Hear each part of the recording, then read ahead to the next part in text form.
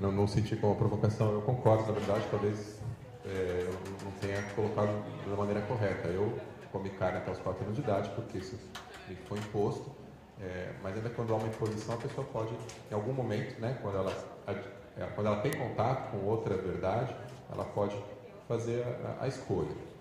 Ou quando ela, enfim, encontrou pessoas na rua, entregaram um panfleto, aí ela vê, aquilo faz sentido. Então as duas coisas agora fazem sentido. Comer carne e ser vegetariano, ela pôde entender que não é nenhuma loucura, mas ela faz a opção de escolher carne. Ela faz a opção de nem querer saber mais. Alguém convidou, né? Quer conversar sobre direitos animais? Não, foi uma escolha. Mas quando ela tem acesso. Quando tem acesso. O carnista eu acho que é esse que pôde ver, né, os dois lados. Mas sim, sem dúvida existe a imposição antes da escolha ser apresentada. A gente não é educado, né, logo de cara com as duas coisas. O que você quer, comer carne? Não. A família vai escolher. Só um adendo, né, que no paralelo com a questão sexual, aí realmente não. Eu acho que há uma diferença fundamental na questão do hétero, homo, bi, tri, para o carnívoro, onívoro, seja lá o que for. Que na questão do hétero, homo, bi, tri, lá não há nenhuma questão ética envolvida nisso, né? Já no outro caso, há sim, há terceiros envolvidos e bilhões de terceiros envolvidos. E de fato, e há uma outra diferença nessas duas questões, que é a questão da origem, né? Onde é que está a origem do nosso comportamento onívoro? É muito no hábito, na sociedade, na cultura, etc, etc, etc, no sistema econômico, por aí. Já onde é que está a origem do comportamento sexual? Também há fatores sociais, mas daí eu acho que também entra toda uma questão biológica que está muito mal explicada ainda, né? Que os biólogos, psicólogos e vários outros ólogos ainda se debatem para descobrir. Então, acho que elas são realmente questões diferentes, né? E talvez essa variável opção esteja mais presente no ser ou não ser vegetariano do que no ser ou não ser hétero, por exemplo.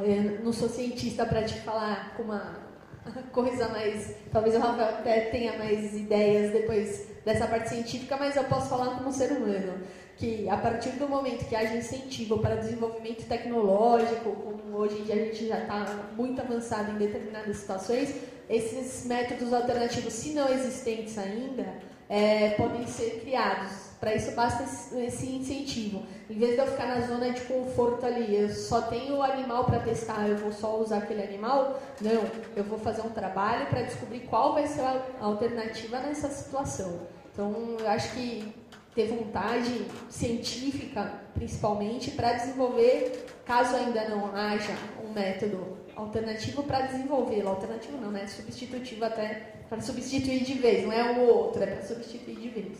Eu acho que é falta de vontade mesmo, sentar e fazer. Uma vez eu também não tenho muita... A minha área é ciências exatas, né? E a biologia não é ela muito exata, sorte dela.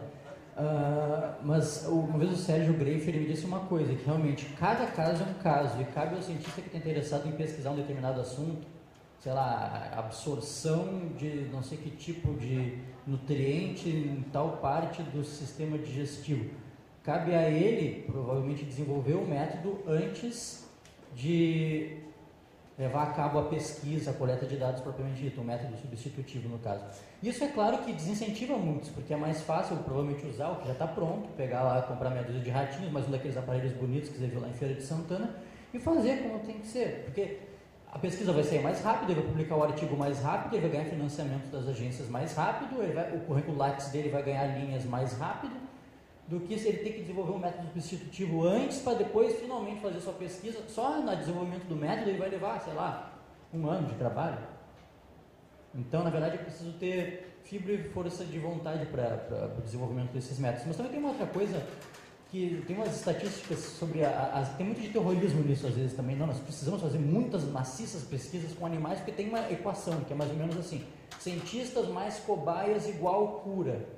E isso martelam muito nessa questão, que essa é a saída. Mas 98% das mortes, por exemplo, que ocorrem nos hospitais, são por questões, motivos absolutamente evitáveis, né? Em decorrência de acidentes ou de doenças para as quais há um tratamento muito bem definido e muito claro. Então, não é uma doença lá raríssima que ainda precisa ser muito pesquisada. A grande maioria das mortes que acontecem ainda poderiam ter sido evitadas, as doenças poderiam ter sido curadas com métodos ou técnicas ou remédios, coisas que já existem há um bom tempo. Então há um pouco de também, terrorismo nisso, né? De que precisamos muitas e muitas. Existem as mortes causadas pelos próprios remédios. Bom, né? Também.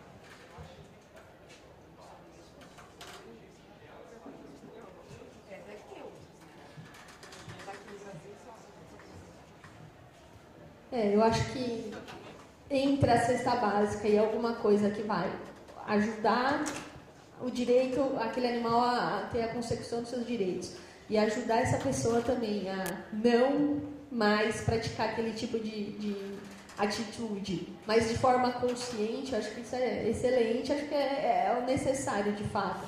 Então, a gente tem cada vez mais que buscar a base do problema, qual que foi. E se a gente levar essa parte educativa e de conscientização e de mexer até com o íntimo da pessoa, acho que é o melhor resultado possível, né?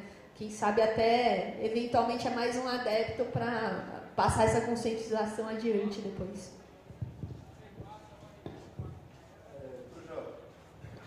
No rol das categorias, né, de causa, vegetarianismo, e também na parte ativista,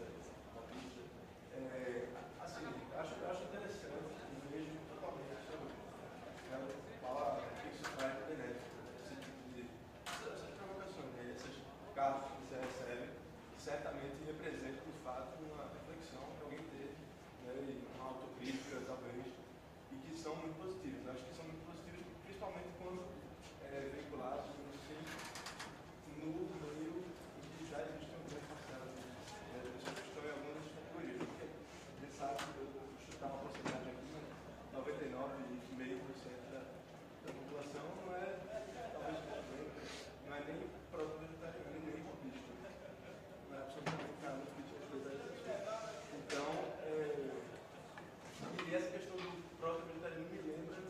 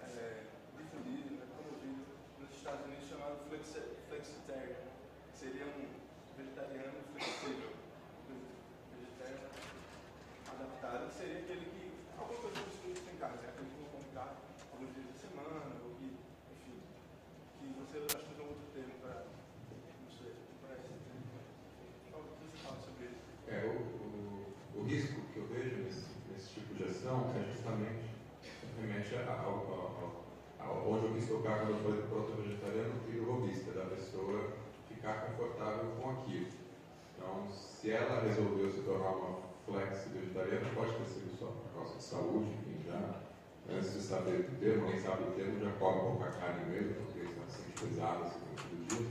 Mas o problema é quando aquela pessoa se sentiu incomodada, ou seja, se sentiu mobilizada a fazer alguma mudança, entende que essa meia solução seja a solução.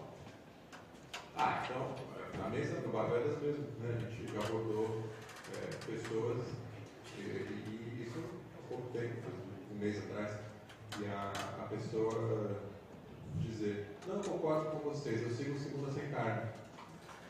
Não tem mais o que conversar com vocês. Então ela concorda com os problemas dos animais e já está fazendo a parte dela, deixando de comer carne um dia por semana. E aí ela não precisa fazer mais nada. Se ela está deixando de comer carne um dia por semana, se todo mundo deixar de comer carne um dia por semana, ótimo, né? A gente vai reduzir o problema em 7. Mas o problema é quando isso impede que as pessoas parem de comer carne 7 dias por semana. Então isso está justamente aí no comodismo. É o mesmo problema também do experimentador.